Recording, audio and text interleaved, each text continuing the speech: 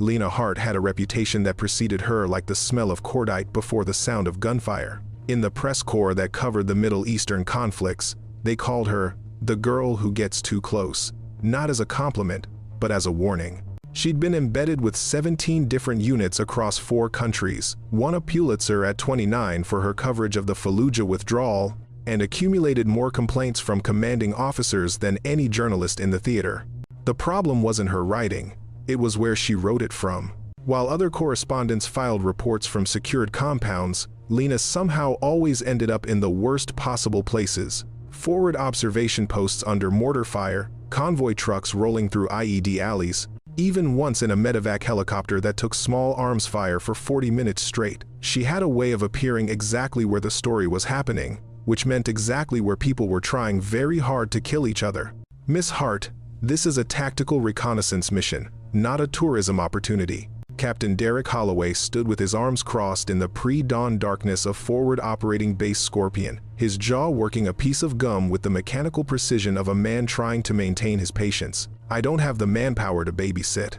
Lena adjusted the strap of her camera bag, meeting his eyes without flinching. At 32, she'd perfected the art of looking simultaneously harmless and unmovable. 5'6", dark hair pulled back in a simple braid, wearing the same dust-colored cargo pants and tactical vest that made her blend into any military operation like camouflage. The only things that marked her as press were the laminated credentials hanging around her neck and the Nikon D850 instead of an M4 carbine. Captain, I've been embedded with the 75th Ranger Regiment for 6 weeks. I know the protocols. I stay behind your lines. I don't interfere with operations, and I document what happens. That's the deal your PAO signed off on. She spoke with the calm certainty of someone who'd had this conversation dozens of times before. Besides, you're escorting an intelligence survey team through Dustfire Valley. If there's no story there, I'll come back with footage of rocks and goats. If there is. She let the sentence hang. Holloway exchanged a look with his platoon sergeant, Marcus Gaines, a barrel-chested veteran with 23 years of service etched into the lines around his eyes. Gaines shrugged microscopically, the universal military gesture for your call. Sir, but don't say I didn't warn you. Fine, Holloway said finally, but you ride in the trail vehicle with Corporal Reyes. You don't leave that MRAP unless I personally tell you it's secure. Are we clear? Crystal. An hour later, Lena was wedged into the back of the 4th mine-resistant ambush-protected vehicle in a convoy of 5, watching the pre-dawn landscape roll past through the small armored window. Beside her, Corporal Vincent Reyes, 23, from San Antonio, with the kind of eager competence that marked him as someone who'd make sergeant before he was 25, was checking his squad's radio frequencies. You really been with 17 different units? Reyes asked, his Texas accent softening the hard consonants. 18. Counting you guys, Lena said, keeping her camera steady as she filmed the convoy moving through the narrow mountain road. Marine Force Recon, Army Infantry, Special Forces, couple of National Guard units during the surge. And you just volunteer to go where the shooting is? Lena lowered the camera, looking at him. In the dim red light of the MRAP's interior, Reyes's face was young, unlined. He'd probably been in 1, maybe 2 serious firefights. Still, at the stage where combat was something that happened to other people, in other places. Someone has to tell the story, she said quietly. The real one. Not the sanitized version they show back home. Not the propaganda. Not the politics. Just what happens to people like you when the trigger gets pulled. Reyes nodded slowly. My girlfriend back home, she doesn't really get it. What it's like out here. Maybe if she saw your stuff. Maybe she's better off not getting it, Lena said, turning back to the window. Some things you can't unknow. Outside, the landscape was beginning to shift. The rocky highlands were giving way to a narrow valley, Dustfire, named for the reddish soil that became choking clouds whenever the wind picked up or when helicopters landed. Intelligence suggested it was a transit route for enemy fighters moving between safe houses. Today's mission was simple: escort a 3-man intelligence team through the valley, let them plant some surveillance equipment, get everyone home for breakfast. Simple missions, Lena had learned, were where things usually went wrong. The convoy halted at 0647 hours. right where the valley narrowed to its tightest point, barely wide enough for two vehicles side by side, with steep rocky walls rising on either side like the edges of a grave. Captain Holloway's voice crackled over the radio, calm and professional. All stations, hold position. Intel team is going to do their thing. Maintain security perimeter. Time hack, we're wheels up in 20 minutes. Lena had her camera out immediately, filming the Rangers as they dismounted with practiced efficiency, establishing overlapping fields of fire. This was the good footage, not the explosions or the heroics, but the quiet professionalism of soldiers doing their jobs.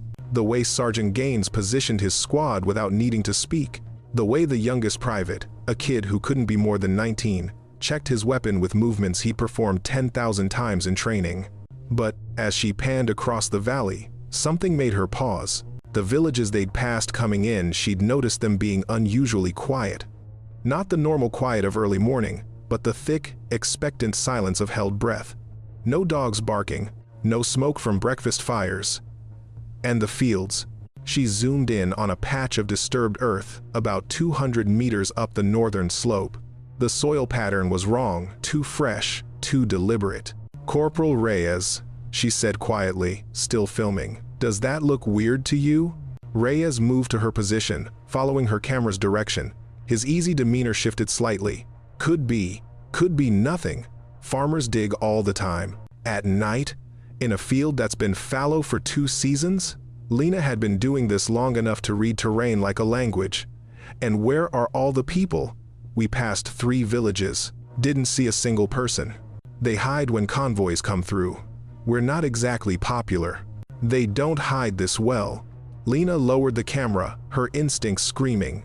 She'd felt this before Baghdad, 2007, 30 seconds before a VBIED detonated.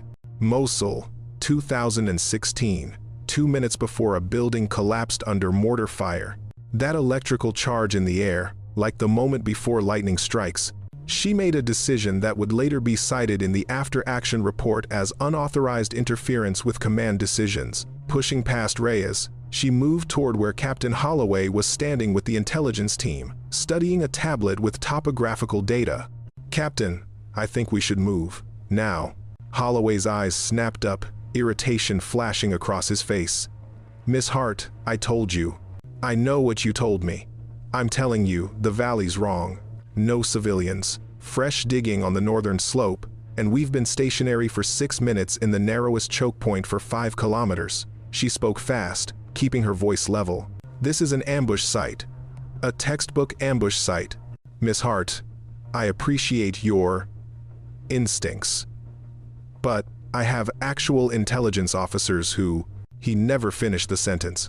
The IED that detonated under the second MRAP was later estimated at 40 pounds of homemade explosives packed with ball bearings and scrap metal. The blast flipped the 7-ton vehicle onto its side like a child's toy. The sound so loud it turned the world temporarily silent, replaced by a high-pitched ringing that would last for hours. Then the gunfire started. The ambush was professionally executed, the hallmark of enemy fighters who'd been doing this for years. Not the amateur hour stuff that got people killed on both sides without achieving anything tactical. They'd let the convoy penetrate deep into the kill zone before initiating, cutting off both the front and rear vehicles simultaneously. Lena hit the ground before her conscious mind processed the decision, her body moving with trained instinct that had nothing to do with being a journalist. Around her, Rangers were taking cover, returning fire, but she could already see the problem. They couldn't identify the shooters. The enemy was dug into positions along both valley walls, camouflaged, using the morning sun at their backs to make visual acquisition nearly impossible. Contact front, contact left, contact right. The radio traffic was controlled but urgent.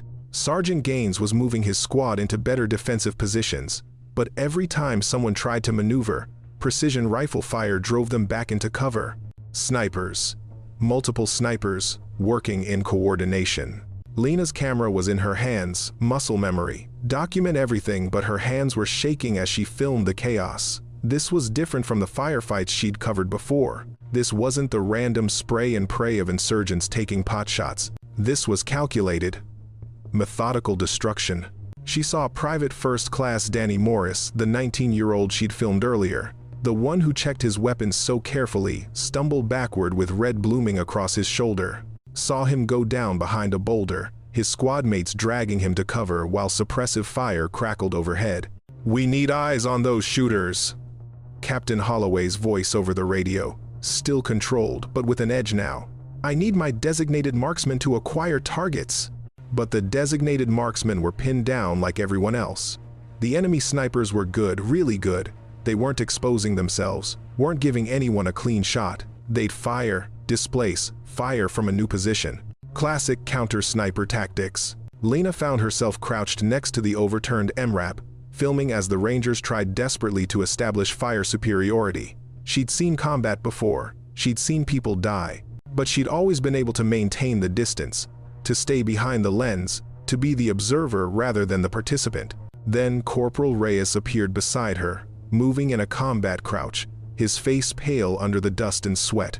"Miss Hart, you need to get lower, they've got the high." The crack of the rifle was distinct from the general chaos, a single, precise report. Reyes jerked backward, his helmet flying off as a round grazed his skull, laying open a furrow of scalp that immediately poured blood. He went down hard, his rifle clattering across the rocks. Lena was moving before she thought, grabbing Reyes by his tactical vest and dragging him behind better cover. He was conscious, but dazed, blood sheeting down the side of his face, his eyes unfocused. "Stay down," she heard herself say, her voice coming from somewhere outside her body. "You're okay, it's superficial, but stay down." She was checking his wound, another set of reflexes she shouldn't have when she became aware of someone else beside them. Specialist Kyle Hammond, one of Reyes's squad mates, was there, his face tight with fear and adrenaline. "We're getting killed out here," Hammond said, and there was something in his voice that Lena recognized. Not panic, not yet, but the leading edge of it. The moment when soldiers start to realize they're in a situation they might not walk away from. "We can't see them. We can't suppress them. Every time someone moves, they nail them." Over the radio.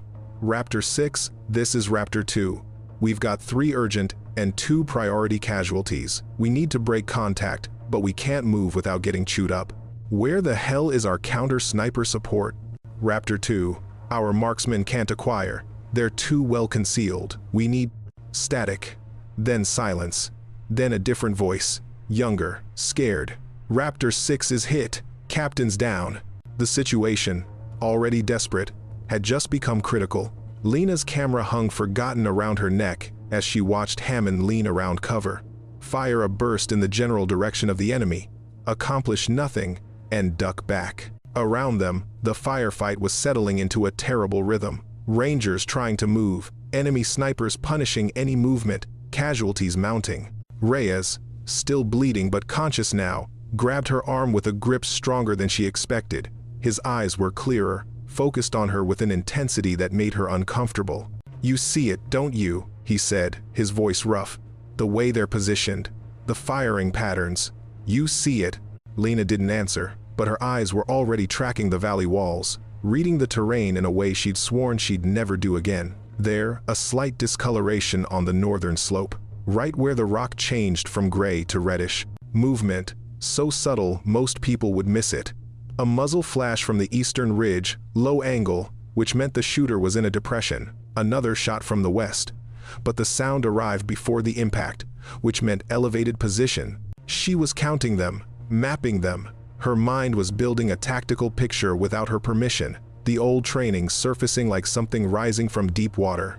6, maybe 7 primary shooters, with at least 3 more in reserve. A well-coordinated team, probably led by someone who'd trained with actual military snipers. They had the Rangers completely locked down. "Give me the rifle," she heard herself say. Reyes stared at her, blood still dripping from his scalp wound. "What?" Lena's hands were shaking, her breath coming too fast, but her voice was steady. "Hammond, I need you to listen very carefully.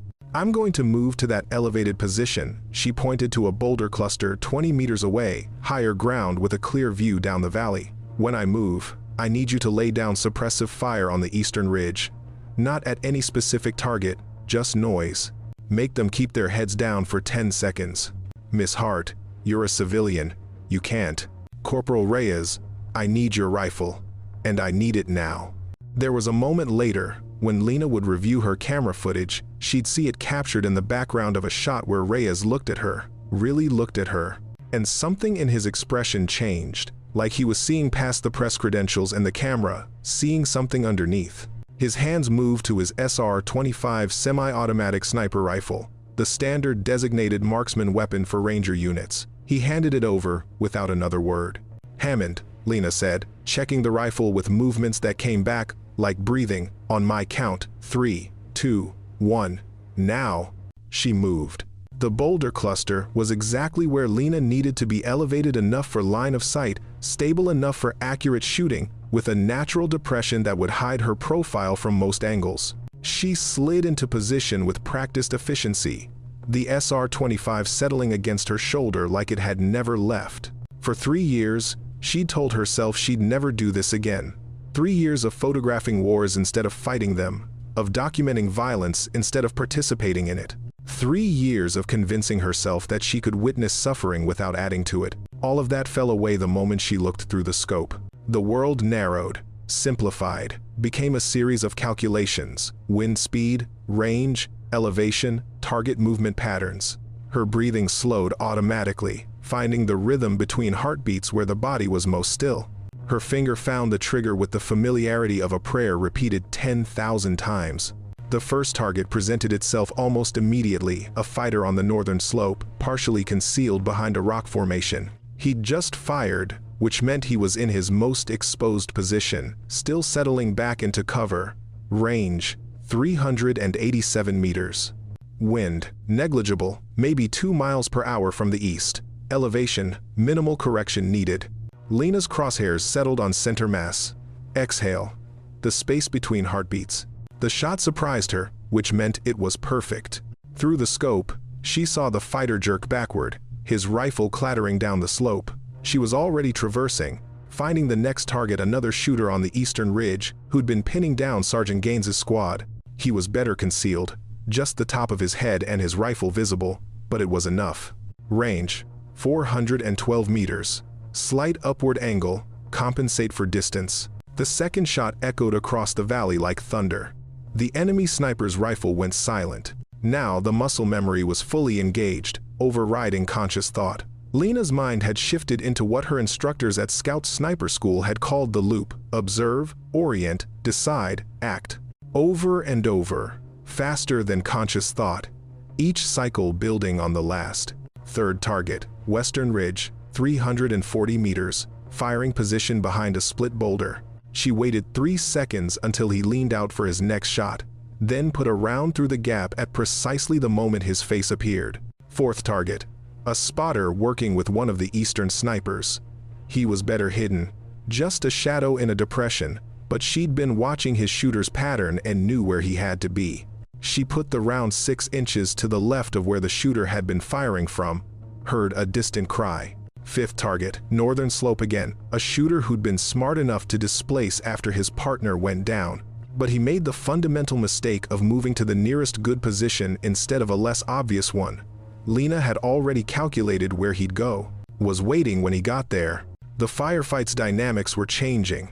The Rangers, sensing their enemy's suppression lifting, were beginning to maneuver more aggressively, but there were still more shooters, and they were starting to realize they were being hunted. Sixth and seventh targets came in quick succession, 2 fighters who'd been working as a team, one spotting while the other shot. They were good, professional, but Lena was better. She took the spotter first, knowing it would force the shooter to expose himself. When he did, trying to drag his partner to cover, she was ready.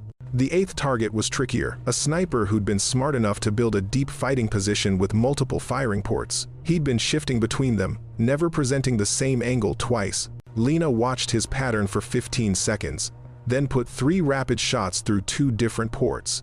The third shot found him as he tried to displace to his backup position. 9th target, the commander. She could tell from his position slightly elevated, with sightlines to most of the other enemy positions, and from the way he was using a radio instead of shooting. Range, 468 meters, pushing the effective limits of the SR-25. He was smart, staying mostly concealed, but she'd been watching his silhouette against the skyline. waiting for the moment when he'd have to lean out to get visual confirmation on his people. There, just for a second, his head and shoulders visible as he scanned the valley. The shot took longer to arrive than the others, the bullet dropping more noticeably over the longer distance. But it was true. Through the scope, Lena saw him crumple. That left two flankers who'd been positioned to cut off any Ranger retreat. They were pulling back now, realizing their ambush had been turned against them. Lena tracked the first one as he scrambled up the western slope, moving fast but not erratically. She led him by 3 feet, accounting for his speed and direction. The 10th shot caught him mid-stride. The 11th and final target was the hardest, a fighter who'd gone to ground completely, no longer visible, no longer shooting. But Lena had seen which depression he'd disappeared into, and she knew the only way out. She kept her crosshairs on that spot for 90 seconds, her breathing steady, her finger taking up the trigger slack. When he finally emerged, thinking the threat had passed, she was waiting. 11 shots. 11 targets. The valley fell silent except for the ringing echoes of gunfire fading into the distance. Lena lowered the rifle, her hands starting to shake now that the adrenaline was crashing. Around her, she could hear Rangers calling out, "We're clear! We're clear!" and the sound of boots on rock as they began securing the area, treating casualties, getting ready to evacuate. She sat there, behind the boulder, the SR-25 across her lap, and tried to remember how to breathe. The panic attack hit her in waves, each one larger than the last. First came the shaking her hands, then her arms, then her whole body trembling like she'd been pulled from freezing water. Then the nausea, sudden and overwhelming, bending her double as she vomited behind the boulder, her camera swinging wildly on its strap. Then the hyperventilation, her lungs refusing to work properly, each breath too shallow, too fast, black spots dancing at the edges of her vision. She was dimly aware of voices around her, concerned, confused, but they seemed to come from a great distance, filtered through cotton and water. Someone was taking the rifle from her nerveless fingers. Someone else was putting a hand on her shoulder, saying words she couldn't process. The images wouldn't stop coming. Not from today, from before, 4 years ago. Ramadi, the boy. He'd been 13, maybe 14.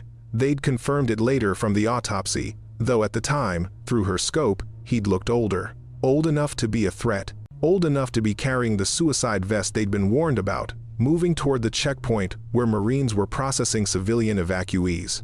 She'd made the shot at 340 meters. Perfect center mass. Textbook. Except, there had been no vest. Just a boy with a package his uncle had told him to deliver to the checkpoint medicine for his sister, they found later. The insurgents had used him as a diversion, counting on exactly what happened. The Americans seeing a military-age male approaching a sensitive position and reacting accordingly. Lena had been cleared by the investigation. The shoot was ruled good. The intelligence had been solid. She'd followed her training perfectly, and when her enlistment ended 2 months later, she'd turned in her rifle, her uniform, her clearances, and walked away from the Marine Corps with an honorable discharge and a chest full of medals she'd immediately locked in a storage unit and never looked at again. She'd become a journalist because she thought documenting war would be different from fighting it, thought bearing witness was a form of redemption, thought if she could just show people what war really was, the cost, the chaos, the waste, then maybe the boy in Ramadi wouldn't have died for nothing. But she'd been lying to herself. Because the skills didn't go away, the training didn't fade, and when Rangers were dying in front of her, she'd reached for a rifle like a drowning person reaches for air. "Miss Hart, Lena, look at me." Sergeant Gaines was crouched in front of her, his weathered face creased with concern. Behind him, she could see other Rangers watching, their expressions ranging from confusion to something that looked like awe. "I need you to breathe with me," Gaines said, his voice calm, professional. "In for 4 counts, hold for 4, out for 4. Can you do that?" She tried, failed, tried again. Slowly, agonizingly, her breathing began to stabilize. "Good, that's good. Now, I need you to tell me something."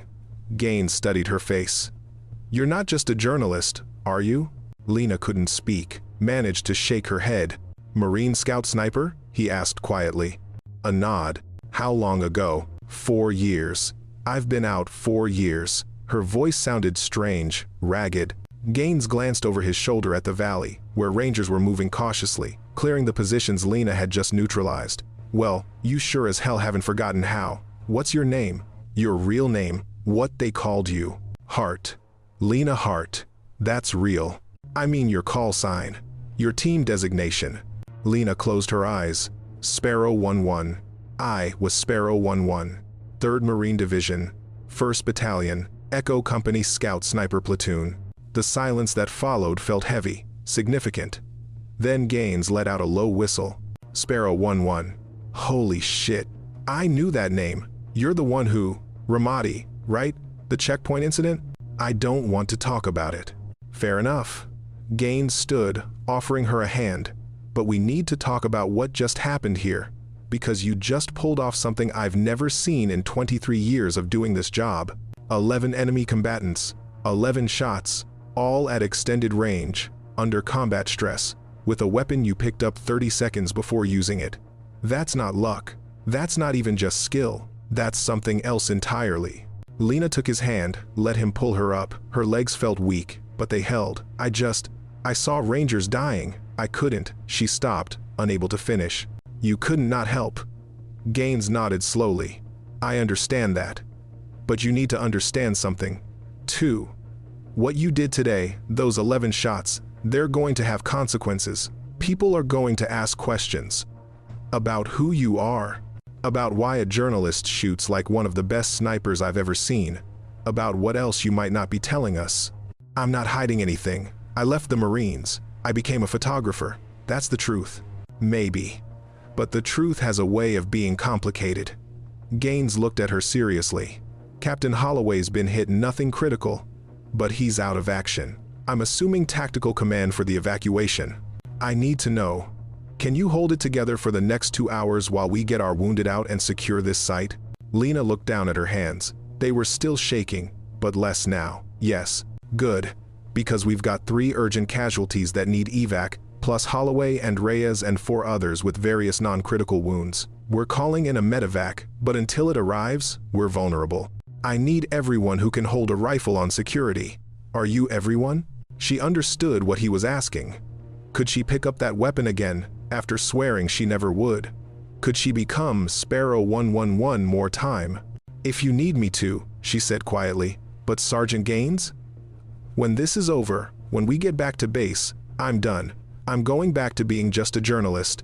No more rifles. No more shooting. This was a one-time thing. Gaines studied her for a long moment, then nodded. Okay, I believe you. But Lena? The world has a way of not caring what we decide we're done with. Sometimes the things we're good at, the things we've trained for, they don't let us go that easy. He was right. Lena knew he was right, but she couldn't think about that now. Couldn't think about anything except getting through the next 2 hours, getting the wounded to safety, and then she'd figure out what came next. Corporal Reyes appeared, his head wrapped in a hasty field dressing, his face pale but determined. He was carrying the SR-25 that Lena had used.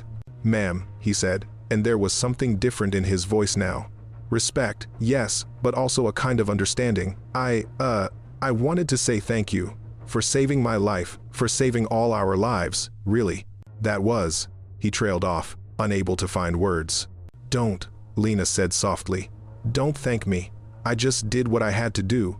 That's not what I saw. Reyes held out the rifle. I saw someone who was terrified. Someone whose hands were shaking so bad I thought she might drop the weapon. Someone who was clearly fighting every instinct that told her not to do this. And she did it anyway. That's not just training, ma'am. That's courage. Lena took the rifle, its weight familiar and terrible in her hands. Courage is just fear that's already said its prayers, Corporal. I learned that from someone smarter than me. Your scout sniper instructor? My therapist.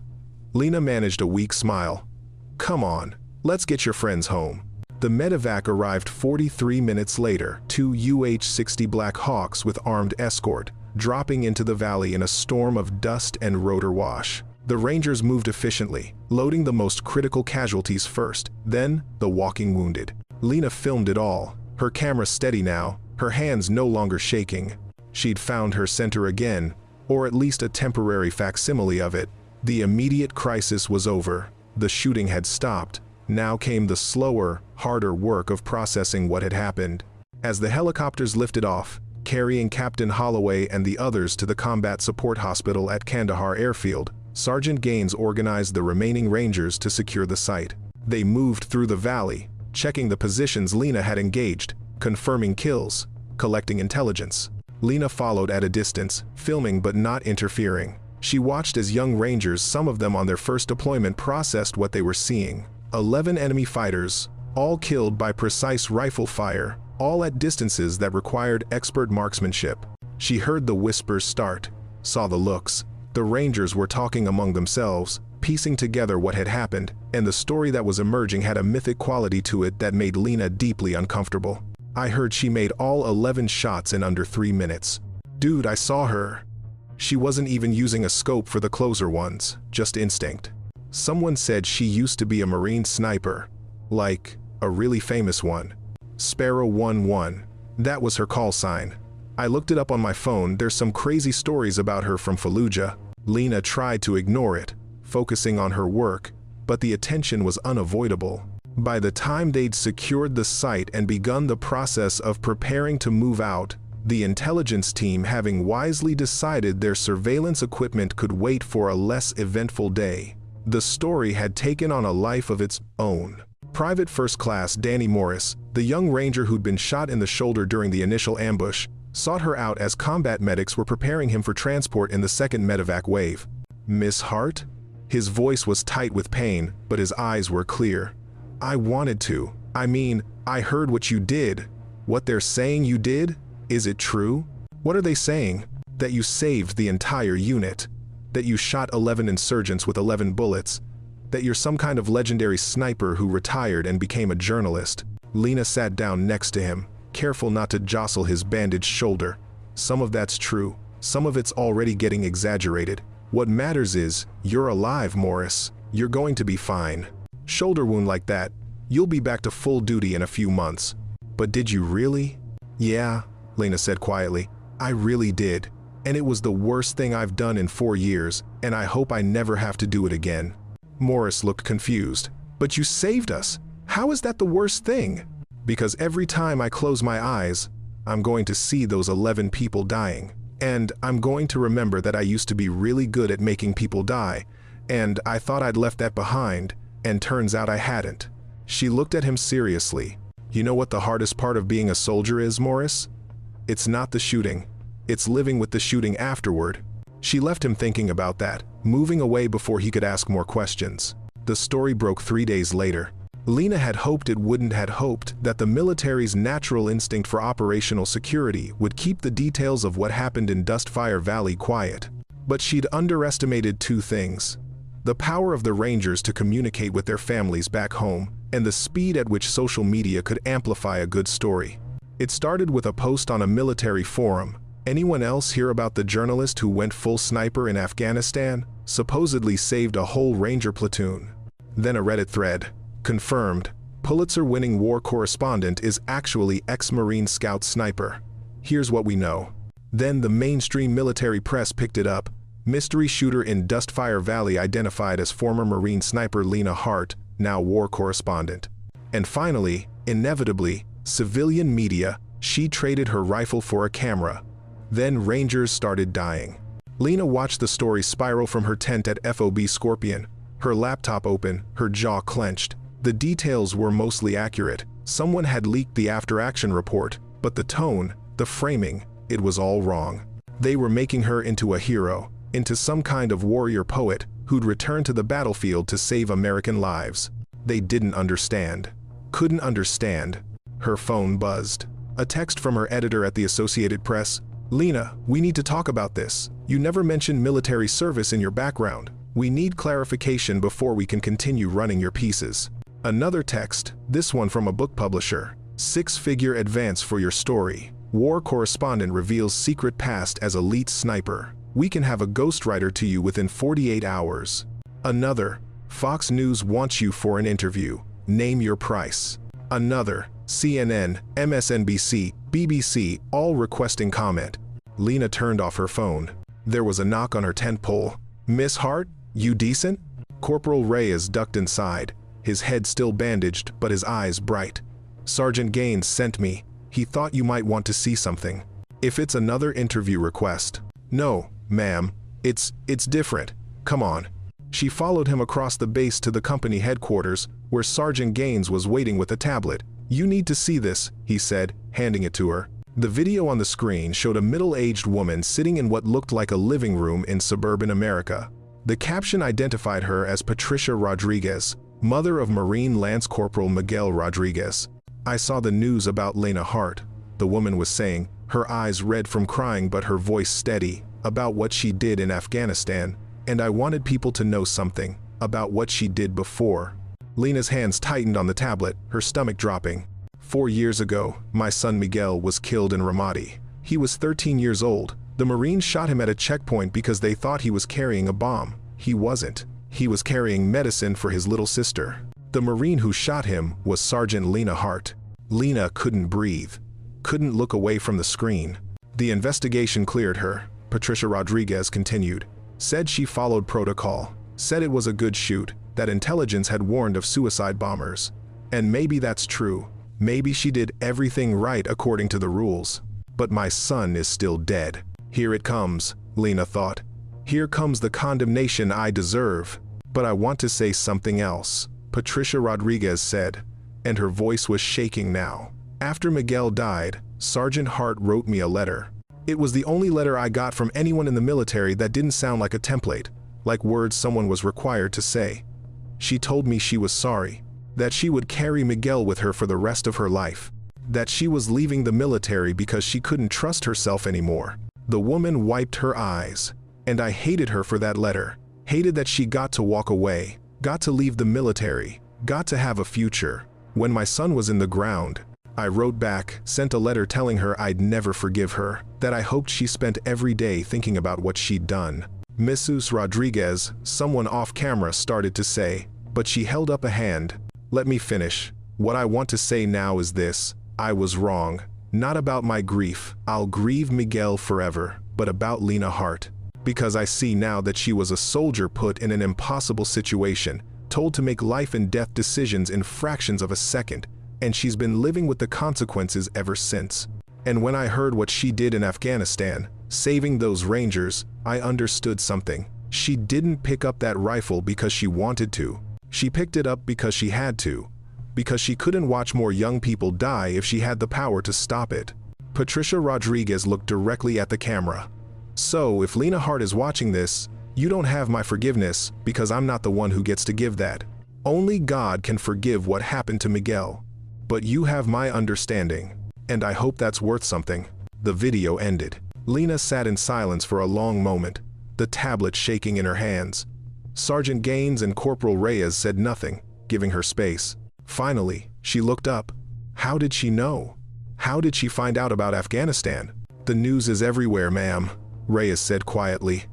"Everyone's talking about Sparrow 11.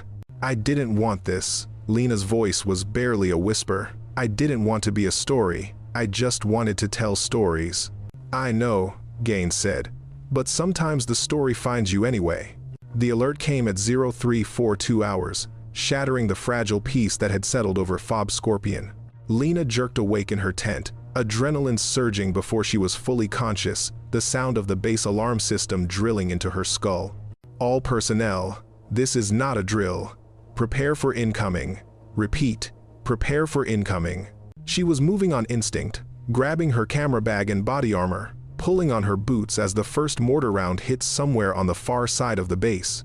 The explosion was distant but unmistakable, the distinctive crump of indirect fire, the sound every soldier in a combat zone learned to identify instantly. Outside, Rangers were running to their assigned defensive positions, the base transforming from a sleeping facility to a combat outpost in seconds.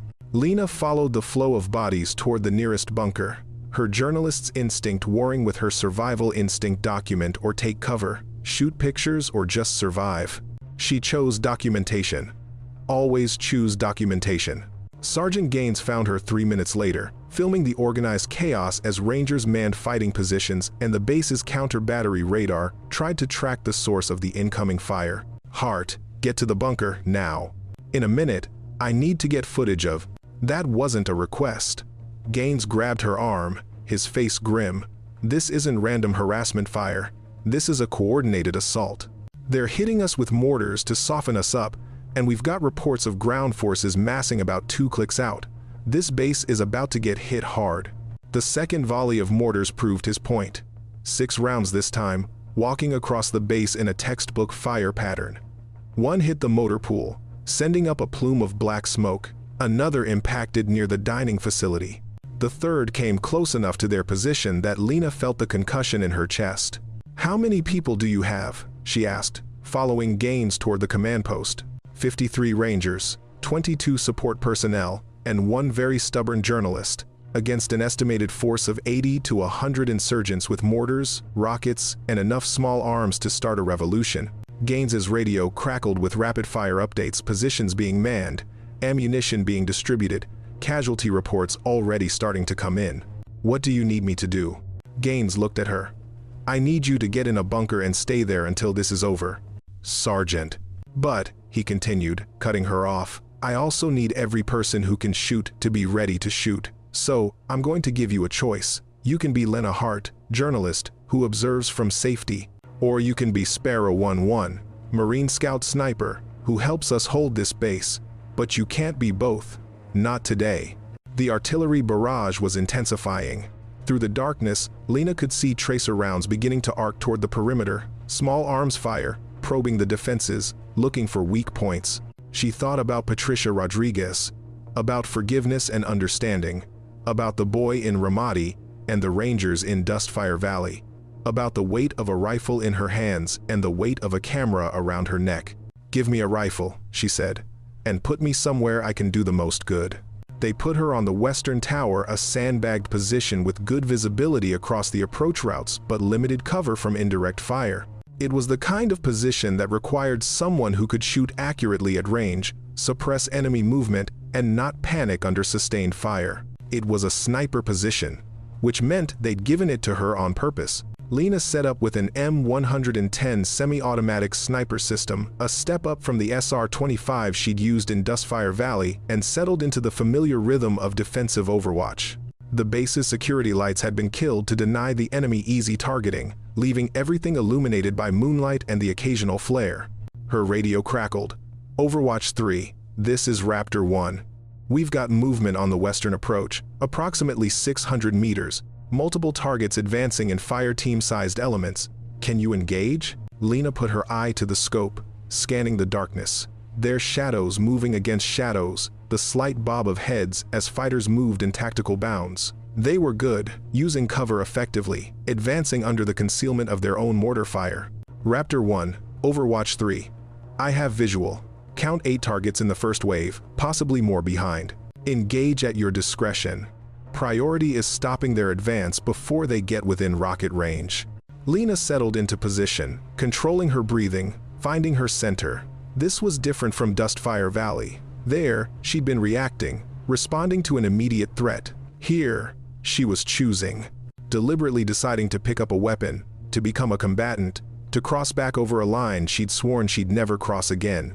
But Rangers were about to die if she didn't. The first shot took the lead fighter at 580 meters. A textbook, engagement, center mass, instant drop. The enemy formation immediately went to ground, confused about where the shot had come from. Lena was already traversing to the second target. This one was smarter, using a depression for cover, but he made the mistake of staying stationary. At this range, stationary meant dead. The third and fourth targets came quickly, 2 fighters trying to flank toward the northern perimeter. Lena caught them in the open, in mid-movement. Neither made it to cover. The enemy responded with suppressive fire, but they were shooting at shadows, not knowing exactly where she was. Lena displaced 15 meters to a secondary position in the same tower, settled, found her next target.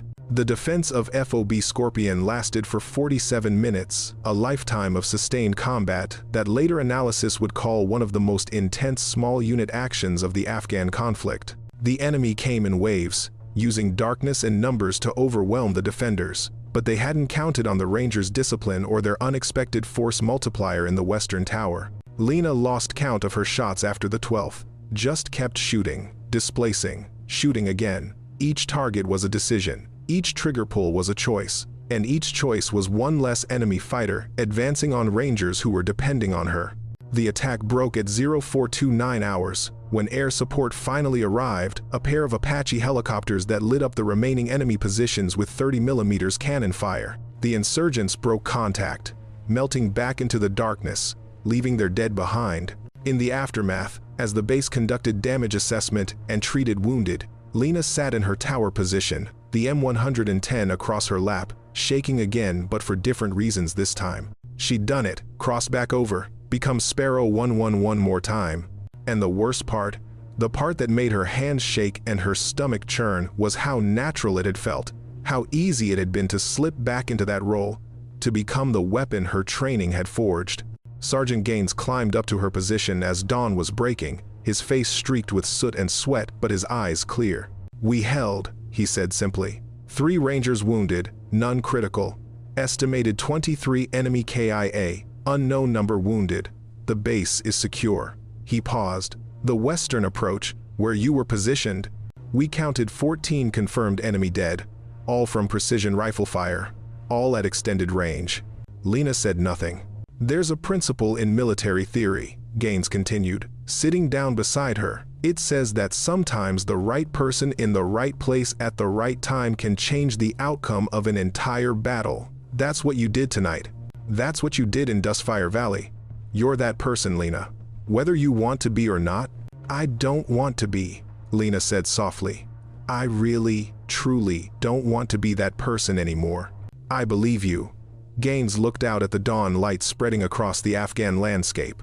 "But I think you need to accept something. You're never going to stop being Sparrow 1-1. It's not a job you had, it's who you are. The only choice you have is what you do with it." 3 weeks later, Lena stood in the Associated Press office in Kabul, a flash drive in her hand containing the most important story of her career. Her editor, Marcus Washington, sat across from her, his expression unreadable. "Before you give me whatever's on that drive, I need to know, are you still our correspondent? Or are you something else now?" "I'm a journalist," Lena said firmly. "That's all I am, that's all I want to be." "Except you're not, though. Are you?" Marcus leaned back in his chair. "You're the most famous war correspondent in the world right now. Sparrow 1-1 rises again. The sniper who became a journalist, who became a sniper again. Every network wants you. Every publication wants your story. You could write your ticket anywhere. I don't want to write my ticket. I want to write the truth." "Then tell me the truth. What's on that drive?" Lena slid it across the desk. "It's a 7,000-word feature about what happened in Dustfire Valley and at FOB Scorpion. But it's not about me. It's about the Rangers, about Corporal Reyes and Private Morris and Sergeant Gaines and all the others. About what they face every day. About the impossible decisions they have to make and the cost of those decisions." She paused. "And yes, I'm in it, because I can't tell their story honestly without telling mine. But I'm not the hero of this piece, Marcus. They are." Marcus loaded the flash drive, began reading. Lena watched his face as he scrolled through the document, saw his expression shift from skepticism to engagement to something like awe. When he finished, he looked up at her. Lena, this is extraordinary. It's honest and brutal and compassionate all at once. But you know it's going to change everything, right? You can't unring this bell. Once you publish this, you're not going to be able to hide behind the camera anymore. I know. And the military, some of them are going to be pissed that you revealed your background without going through proper channels. There could be repercussions. I know that too. And the book deals, the interview requests, the speaking tours, they're all going to intensify. You're going to become the story, whether you want to or not. I understand." Marcus studied her for a long moment. "Why? Why now? You could have stayed quiet. Filed a standard report. Let the legend build without your participation." Lena thought about Patricia Rodriguez, about the boy in Ramadi, about Corporal Reyes handing her a rifle while blood dripped from his scalp, about Sergeant Gaines's words, "You're never going to stop being Sparrow 1-1. Because someone needs to tell the truth about what war does to people," she said finally. "Not the sanitized version. Not the propaganda, not the glory stories, the real truth about how it changes you, how it marks you, how it never really lets you go. And I can tell that story in a way that maybe nobody else can. Because I've been on both sides of it. The warrior and the witness. Something like that. Marcus nodded slowly. Okay, I'll run it. Front page, full feature, your byline. But Lena, after this comes out, your life is going to get complicated. Are you ready for that? No, Lena admitted, but I don't think I get to choose whether I'm ready. I only get to choose whether I tell the truth or stay silent, and I've been silent long enough. The article ran 3 days later under the headline, "The Rifle and the Camera, One Woman's Journey, from Marine Sniper to War Correspondent and Back Again." It went viral within hours. Major news networks picked it up. Social media exploded with commentary. The Pentagon issued a brief statement confirming Lena's service record and commending her actions in Afghanistan. Veterans groups debated whether she'd crossed ethical lines. Journalism organizations questioned whether an embedded reporter could ethically engage in combat. But the response that mattered most came from the Rangers. Corporal Vincent Reyes was the first to reach out via email. "Ma'am, I read your piece. Thank you for telling our story the right way.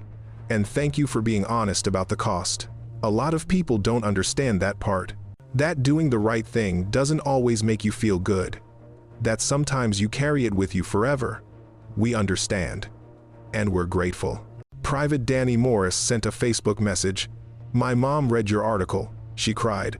"Said it helped her understand what I've been trying to tell her about what it's like over here. Thank you for that." And from Sergeant Marcus Gaines, a simple text. "You did good, Sparrow. You told the truth. That's all any of us can do." 6 months later, Lena stood in a hotel ballroom in New York City, accepting the National Press Club Award for Distinguished Service in Journalism. The M110 she'd used at FOB Scorpion sat in a display case in the Rangers Regimental Museum. The camera she'd carried through 18 embeds hung around her neck, ready for the next assignment. In her acceptance speech, she spoke about the dual nature of bearing witness, how sometimes observation required action, how sometimes the truth could only be told by participating in it, how sometimes the line between warrior and witness wasn't as clear as anyone wanted it to be. But she ended with a promise. "I came to war journalism because I thought documenting violence was different from committing it. I learned in Afghanistan that sometimes the difference is smaller than we'd like to believe, and that knowledge is something I'll carry forever. But I also learned that the truth, the complicated, difficult, uncomfortable truth is worth telling, even when it implicates us in the story." She held up her camera. "This is my weapon now, the only one I plan to carry. The rifle saved lives in Afghanistan. This camera will save truth. And in the long run, I believe truth is more powerful than any bullet." The audience applauded, but Lena barely heard it. She was already thinking about her next assignment, a embed with a Marine unit in Syria, scheduled to begin in 2 weeks. Because Sergeant Gaines had been right about one thing, she would never stop being Sparrow 11. The skills, the training, the instincts, they were part of her now, permanently inscribed in muscle memory and neural pathways. But she could choose what to do with them. She could choose to witness. She could choose to document. She could choose to tell the stories of the people who couldn't tell their own. And if, someday, circumstances forced her to pick up a rifle again if Rangers were dying, and she was the only one who could stop it, well, she'd deal with that choice when it came. Until then, she had stories to tell. And the truth, she'd learned, was the heaviest weapon of all. The mountainside erupted in a symphony of fire and death. Lieutenant Connor Mason pressed his back against a boulder, feeling the heat of tracer rounds scream past his helmet. Around him, what remained of his Ranger company was pinned down in a killing zone so perfectly designed it could have been drawn in a textbook on asymmetric warfare. "Command, this is Blackjack 6. We are taking effective fire from multiple hardpoints. I have 3 Kia, 11 WIA, and we cannot maneuver." Mason's voice cut through the chaos, urgent but controlled. The reply crackled back through static and distant explosions. "Blackjack 6, all air assets are weathered out. Ground QRF is 40 minutes away. We have 1 asset within range." Mason watched another Ranger fall, clutching his leg. The medic was already crawling toward him under a hail of bullets that seemed to come from everywhere and nowhere at once. "Send it. Send anything." There was a pause. Mason could hear the operations officer breathing on the other end, choosing his words carefully. "It's a single operator. SEAL sniper. Call sign Ghostwind. She's 12 clicks out and moving to your position." Mason felt his stomach drop. "She? Command, we're facing 70+ hostiles with interlocking fields of fire, pre-sighted mortars, and at least 6 trained marksmen. We need a platoon, not..." "Ghostwind is what you have, Lieutenant. She's already moving. Mark your positions and stand by."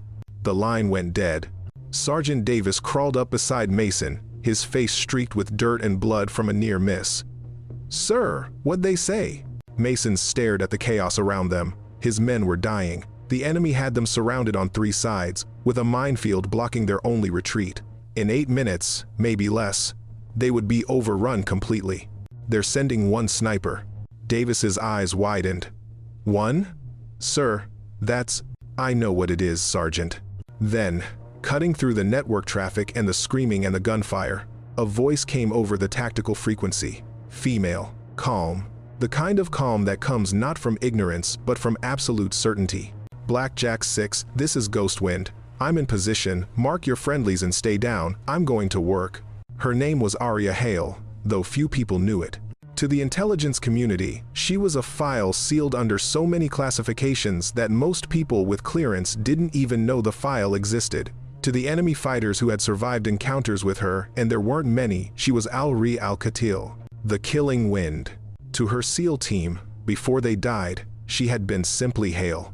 Aria had grown up in Montana, the daughter of a hunting guide who taught her to read terrain the way other children learn to read books. By age 12, she could track an elk through 3 miles of forest. By 16, she could shoot a target at 800 meters in a crosswind that would make most marksmen pack up and go home. She enlisted at 18, made it through BUDS at 19, one of only 4 women to ever complete the program at that time. The instructors said she didn't have the upper body strength. She proved them wrong by carrying a boat on her head for 6 hours straight, singing cadence the entire time. But it was in sniper school where Aria became something else entirely.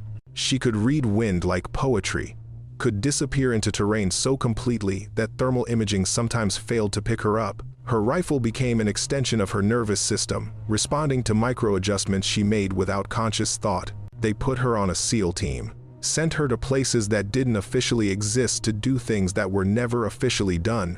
And then came Kandahar province. 3 years ago.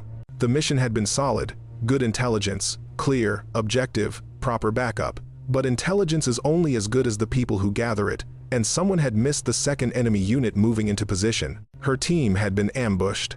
Aria had been 800 meters away, in position, watching through her scope as men she had trained with, eaten with, laughed with, were cut down in a storm of fire. She had killed 11 enemy fighters that day, wounded 7 more, held off the assault long enough for 2 wounded teammates to escape.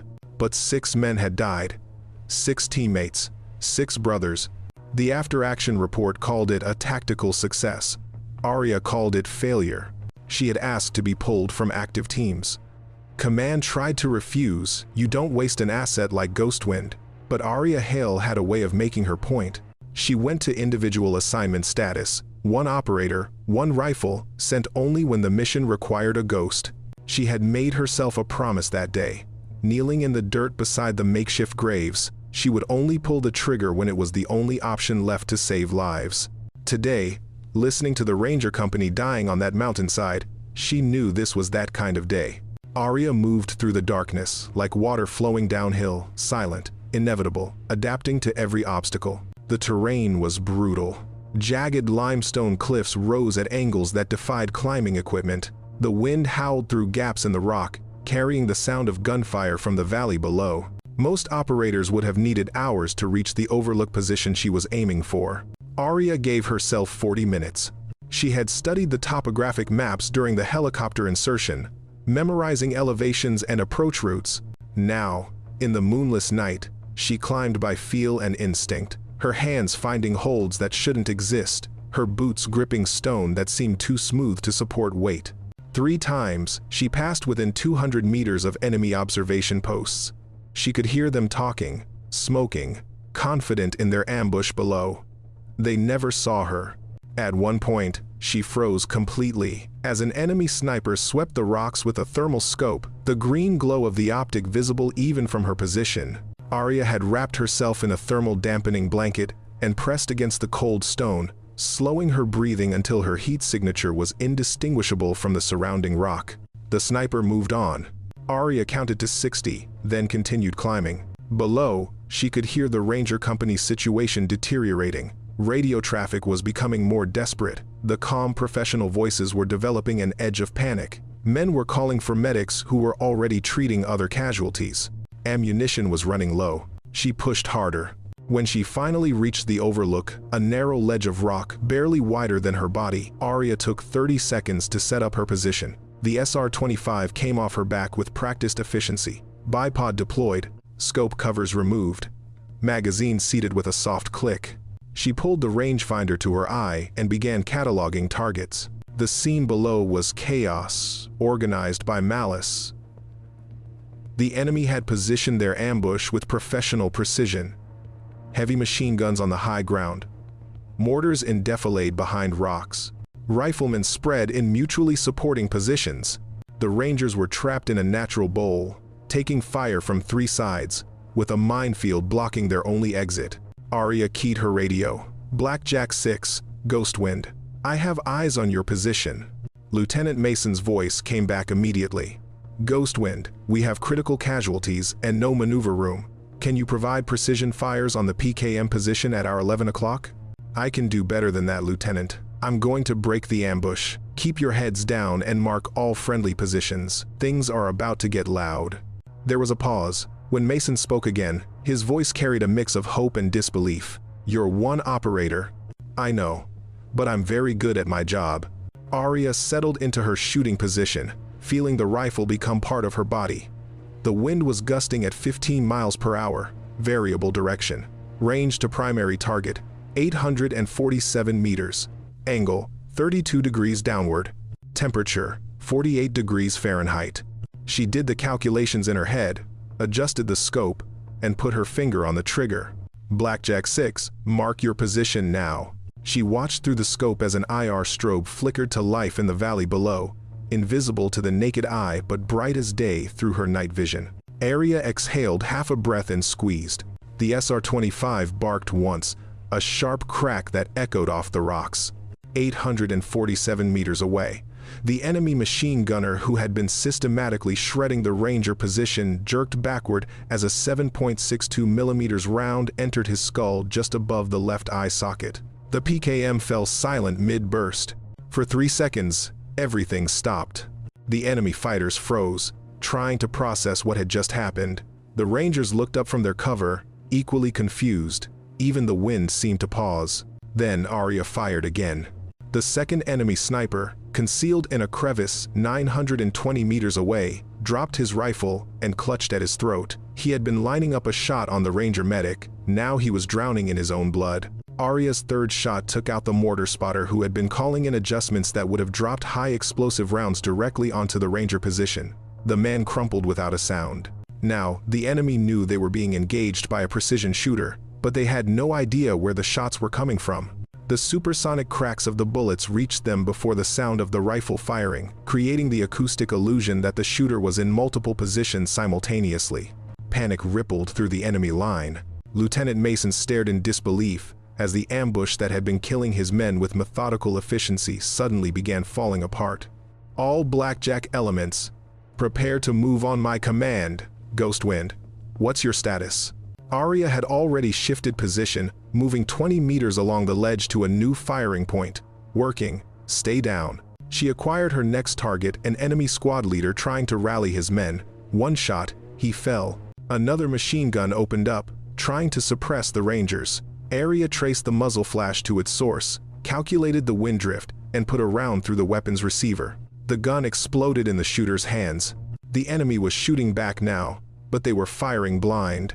Hundreds of rounds chewed into the mountainside, but they were aiming at shadows and echoes. Arya was somewhere they couldn't reach, couldn't see, couldn't even imagine. She worked methodically. Priority targets first weapons that could kill multiple Rangers. Then leadership the men trying to organize a response. Then opportunity targets anyone who presented a clear shot. Each trigger pull was deliberate. Each round was accounted for. No wasted ammunition, no panic shooting. This was what she had been born to do. Down in the valley, Sergeant Davis grabbed Lieutenant Mason's arm. "Sir, she's everywhere. They think they're being hit by a whole platoon." Mason watched as another enemy fighter fell, then another. The precision was inhuman. Every shot was a kill. Every kill created more confusion in the enemy ranks. "She's not everywhere, Sergeant. She's exactly where she needs to be." The enemy commander was not stupid. After losing 15 men in 4 minutes to an invisible sniper, he realized he was facing a professional operator, not a lucky shot. He pulled his forces back from the exposed positions and began issuing new orders. Arya watched through her scope as the enemy reorganized. They were spreading out, using cover more effectively, moving in small groups. Good tactics. It would make her job harder, but not impossible. She keyed her radio. "Blackjack 6, enemy is repositioning. I'm going to force them into your kill zone. When I give the word, light them up with everything you have left." "Roger that. Standing by." Arya shifted her attention to the minefield blocking the Rangers' escape route. The enemy had laid it hastily. She could see the disturbed earth, the irregular spacing. More importantly, she could see the command-detonated charges wired to a control point behind a large boulder. She put a round through the control box. The minefield detonated in a cascading series of explosions that carved a path through the barrier. The blast threw 3 enemy fighters into the air and sent a dozen more diving for cover. "Now, Lieutenant, move now." The Rangers surged forward, firing as they advanced through the gap Arya had created. The enemy, caught between the advancing Rangers and the invisible sniper above, began to break. But the enemy commander had one more card to play. He sent his elite squad, 12 men, veterans of a dozen firefights, to hunt the sniper. They moved up the mountain in a tactical formation, using the terrain expertly, communicating with hand signals. Arya saw them coming. She abandoned her position and moved deeper into the rock maze, leading them away from the Rangers. The enemy squad followed, tracking her by the faint scuff marks her boots left on the stone. They were good, but Arya was better. She led them into a narrow ravine where the walls pressed close and the echoes confused sound. Then she went still, pressing into a shadow so dark it seemed to swallow light. The first 2 hunters passed within 3 feet of her position. She let them go. The third man paused, sensing something wrong. Arya's knife took him in the kidney, silent and efficient. She lowered him to the ground without a sound. Now the hunters knew they were being hunted. They tried to fall back, but Arya had already moved. She appeared behind them, fired twice, dropped 2 more men, and vanished before they could return fire. The survivors panicked and ran directly into their own crossfire, shooting each other in the confusion. When the gunfire stopped, 11 enemy fighters lay dead in the ravine. Arya walked past them without looking down, reloading her rifle as she moved back toward her overlook position. But the explosions had dislodged rocks above her. A boulder the size of a car broke loose and tumbled down the cliff face, fragmenting as it fell. Arya dove for cover, but a chunk of stone the size of her fist caught her above the left eyebrow. She hit the ground hard, vision blurring. Warm blood ran down her face, into her eye, mixing with dust and sweat. For 10 seconds, Arya lay still, assessing the damage. Concussion, probably mild, vision impaired, but functional. Combat effectiveness reduced, but still operational. She keyed her radio. "Blackjack 6. Still in the fight." Mason heard the pain in her voice. "Ghostwind, what's your status? Do you need extraction?" Arya pulled herself to her feet, wiping blood from her eye. Below, she could see the Rangers had broken through the ambush and were establishing a defensive perimeter.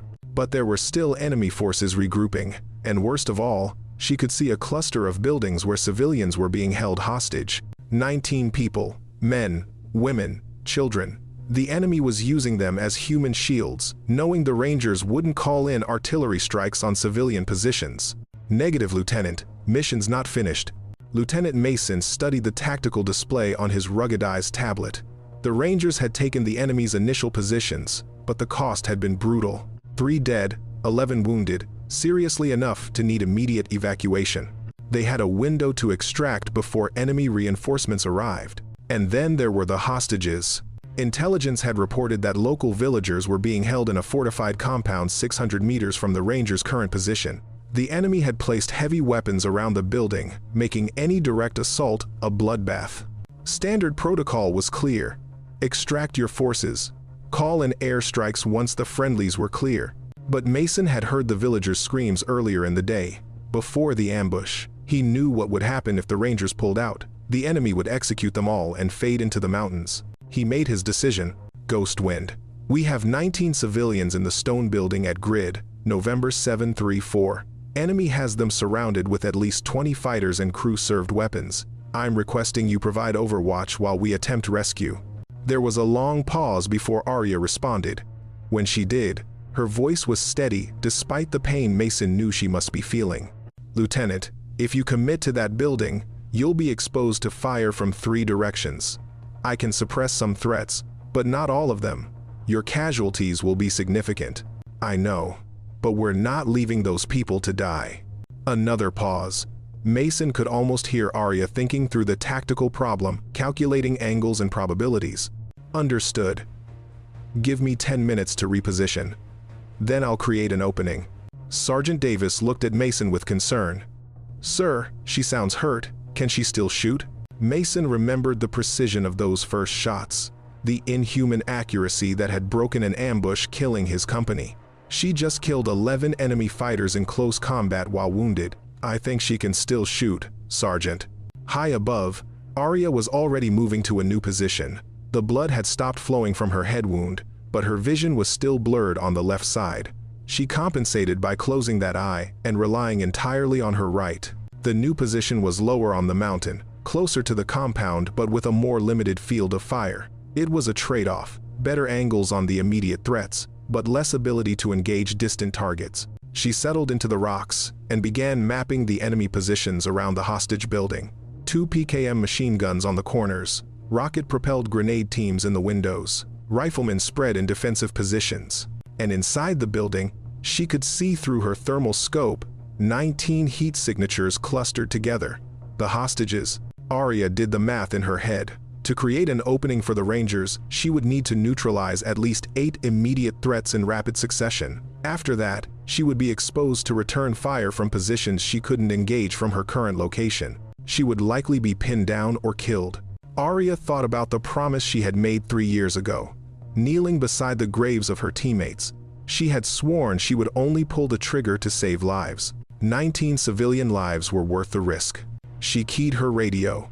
Blackjack 6, I'm in position. On your mark, I will engage all targets around the south and east sides of the compound. That will give you a 30-second window to breach from the north. After that, I will be combat ineffective. You'll be on your own. Mason understood what she wasn't saying. She was offering to sacrifice herself to give them a chance. Ghost Wind, we can call this off. Wait for backup. No time, Lieutenant. The enemy knows you're here. They'll execute the hostages within the hour. Her voice softened slightly. I lost my team because I wasn't fast enough.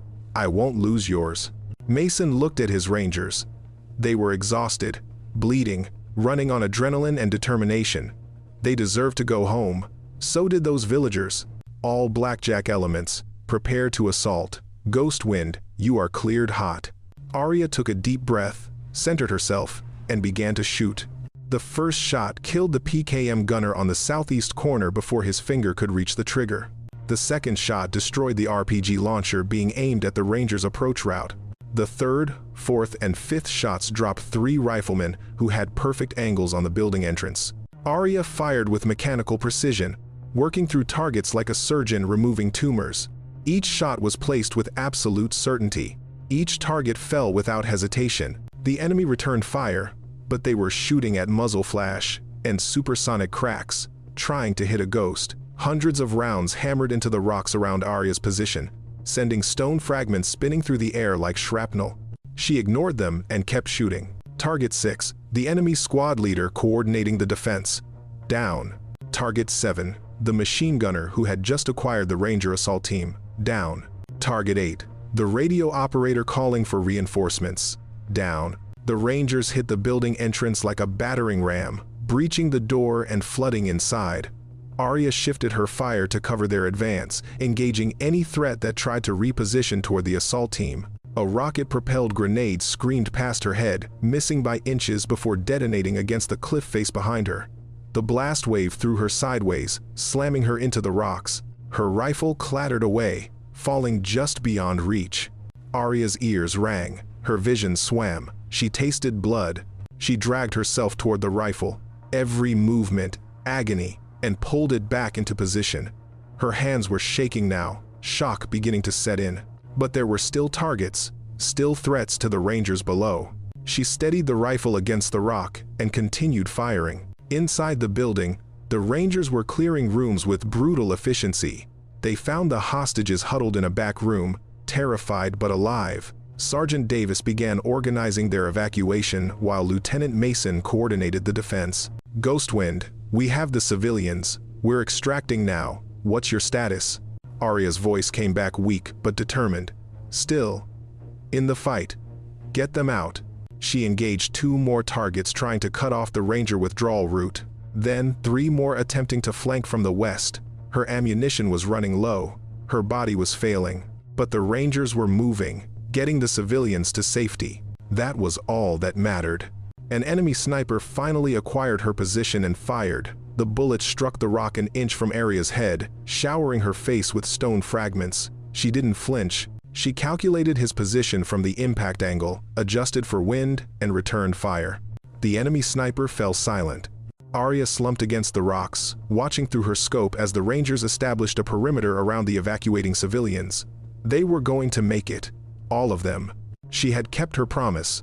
Blackjack 6. This is Ghostwind. Mission complete. I'm going dark. Her hand fell away from the radio. The rifle slipped from her grasp. Darkness crept in from the edges of her vision. The last thing she heard before losing consciousness was Lieutenant Mason's voice, urgent and commanding, all elements, emergency extraction for Ghostwind. I don't care what it takes. We are not leaving her on that mountain. Arya woke up in a medical tent, the harsh white lights making her squint. Her head was wrapped in bandages. An IV line ran into her arm. Every part of her body hurt. Lieutenant Mason sat beside her cot, looking like he hadn't slept in days. When he saw her eyes open, he straightened up. Welcome back, Ghostwind. Arya's voice was rough. The civilians? All 19 made it out, 0 casualties. Your men? We lost 3 in the initial ambush. But because of you, we didn't lose anyone else. You saved my entire company. Arya closed her eyes, processing this. The mathematics of war were brutal. 3 dead versus an entire company wiped out. 3 families destroyed versus 38. She had done the math before pulling the trigger, but it never got easier. I'm sorry about your men, Lieutenant. Mason shook his head. Those deaths are on the enemy, not you. You gave us a chance when we had none. You turned an ambush that should have killed all of us into a fighting chance. He stood and called to someone outside the tent. Sergeant, bring them in. The tent flap opened, and Rangers began filing in. One by one, they came to attention beside her cot. Men with bandaged arms and legs, faces still dirty from combat, eyes red from exhaustion, and tears shed for fallen brothers. Lieutenant Mason's voice rang out with formal precision. Company, attention! As one, every Ranger in the tent snapped to attention and rendered a salute. To a SEAL, to a woman, to a single operator who had stood against an army and won. Mason held the salute as he spoke. Petty Officer Hale, on behalf of the men of this Ranger Company, I want you to know that we will never forget what you did for us. You are always welcome in our ranks. Always. Arya tried to return the salute, but found her arm wouldn't cooperate.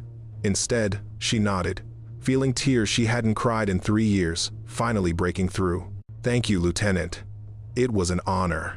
The Rangers held the salute for another 10 seconds, then filed out, each one pausing to make eye contact with her before leaving. The last one, a young private who couldn't have been more than 19, whispered, "You're a legend, ma'am. A real legend." When they were gone, Mason sat back down. Command wants to debrief you, of course. There's also talk of a medal, though given your classified status, it'll probably end up in a vault somewhere. I don't need a medal. I know. But for what it's worth, Every man in that company is alive because you kept a promise to your fallen teammates. That counts for something. Arya looked at the ceiling of the tent, thinking about the 6 graves in Kandahar, about the weight she had carried for 3 years, about the 19 civilians who would go home to their families. It counts for everything, she said quietly. 3 days later, Arya was cleared to travel. The Rangers had established a forward operating base to secure the valley, but she was being extracted back to headquarters for medical evaluation and debriefing. Lieutenant Mason walked her to the helicopter, carrying her gear despite her protest that she could manage. "You know the story's already spreading," he said. "The Rangers who were there are telling everyone about the SEAL sniper who saved the company. They're calling you the Angel of the Ridge." Arya smiled slightly. "I prefer Ghostwind. The enemy has their own name for you now. Al-Ri al-Qatil, the Killing Wind. Intel says some of the fighters who escaped won't take missions in this sector anymore. They're afraid you're still out there." "Good. Fear saves lives too. Theirs and ours." They reached the helicopter, its rotors already spinning up. Mason set down her gear and extended his hand. "If you ever need anything, Petty Officer Hale, anything at all, you call me." She shook his hand firmly. "Same goes for you, Lieutenant. Stay safe out there." "I will. Thanks to you, I know it's possible to beat impossible odds." Arya climbed into the helicopter and strapped in. As the aircraft lifted off, she looked down at the valley where she had spent 11 minutes rewriting the rules of combat. The mountainside where she had proven that one person, in the right place, with the right skills, could change everything. The Rangers had formed up on the landing zone below, standing at attention. As the helicopter gained altitude, Mason raised his hand in a final salute. Arya returned it, watching until the base disappeared into the haze of distance. 6 months later, at a classified briefing room in Virginia, an intelligence analyst was presenting to a Joint Special Operations Command. The operation in the Kandahar region resulted in the rescue of 19 hostages, the neutralization of 73 enemy combatants, and the complete disruption of enemy operations in that sector. Casualty ratio was 48-1. The sole operator deployed achieved all mission objectives with minimal support. A general leaned forward. "And this operator, Ghostwind, where is she now?" "Unknown, sir. She completed her medical recovery and returned to individual assignment status. She could be anywhere. I want her for." "With respect, sir, you can't have her. Ghostwind operates on a volunteer basis only. She chooses her missions based on criteria we don't fully understand. Command has tried to assign her to operations, but she declines unless the parameters meet her specific requirements, which are high probability of civilian casualties if she doesn't intervene, limited support available, time-critical situation. She only goes when she's the last option to save lives." The general sat back, frustrated but also impressed. "So, she's basically a guardian angel with a sniper rifle." "That's one way to put it, sir." Somewhere in the mountains of Montana, Arya Hale sat on her father's porch, cleaning her rifle. The weapon gleamed in the afternoon sun, every part meticulously maintained. Her phone buzzed, an encrypted message from a number she didn't recognize. "SEAL team pinned down. Syria, no air support available. Requesting Ghostwind." Arya read the message twice, then looked at the mountains in the distance. She thought about the promise she had made, about the lives that hung in the balance, about the weight of the rifle in her hands. She typed a single word in response: "Coordinates." The reply came immediately. Arya stood, started packing her gear with practiced efficiency. Within 30 minutes, she was ready to move. Her father appeared in the doorway, knowing the look on her face. "You're leaving again. Someone needs help. I can provide it." He studied his daughter, the scars she carried, both visible and invisible, the determination in her eyes that no amount of trauma had diminished. "You be careful out there, Arya." She smiled, shouldering her pack. "I'm always careful, Dad. That's why they call me a ghost." As she drove away from the ranch, heading toward the airfield, where a military transport was already being fueled, Arya thought about Lieutenant Mason and his Rangers, about the civilians they had saved, about her fallen teammates who had died so others could live. She had made them a promise 3 years ago. She would only pull the trigger when it was the only option left to save lives. Today, tomorrow, and every day after, she would keep that promise. Because somewhere out there, someone was counting on the wind to carry them home safe. And Arya Hale had never been one to disappoint. The road stretched ahead, leading toward another mission, another mountain, another impossible situation where one person could make all the difference. Ghostwind was already moving. That's how long it took a single SEAL sniper to break an ambush designed to destroy an entire ranger company. 11 minutes of precision fire from positions the enemy couldn't locate. 11 minutes of one woman against 70 fighters. 11 minutes that saved 57 lives. The official after-action report classified the operation as successful with minimal friendly casualties. It made no mention of angels or ghosts or winds that kill. But in the barracks where rangers gather, in the quiet moments before sleep when soldiers share stories of combat and survival, they tell a different tale. They talk about the voice on the radio that promised help when help seemed impossible. They talk about the bullets that flew like guided missiles, each one finding its target despite wind and distance and chaos. They talk about the sniper who wouldn't leave, who chose to stay and fight when she could have walked away, who traded her safety for theirs without hesitation. And when young rangers ask if the story is true, the veterans who were there simply nod and say, "It's true, all of it. I was there the day Ghostwind saved us all." The legend grows with each telling, but the core truth remains unchanged. On a mountainside in the Middle East, a woman named Arya Hale proved that one person, committed absolutely to protecting others, can stand against overwhelming odds and win. Not because she was superhuman, not because she was lucky, but because she made a promise to fallen friends and had the skill, courage, and determination to keep it. Somewhere tonight, on a mountain none of us will ever see, that promise is still being kept. The wind carries whispers of her passage. And somewhere, someone is coming home alive because of it. Ghostwind. One operator, one rifle, one promise kept, every single time.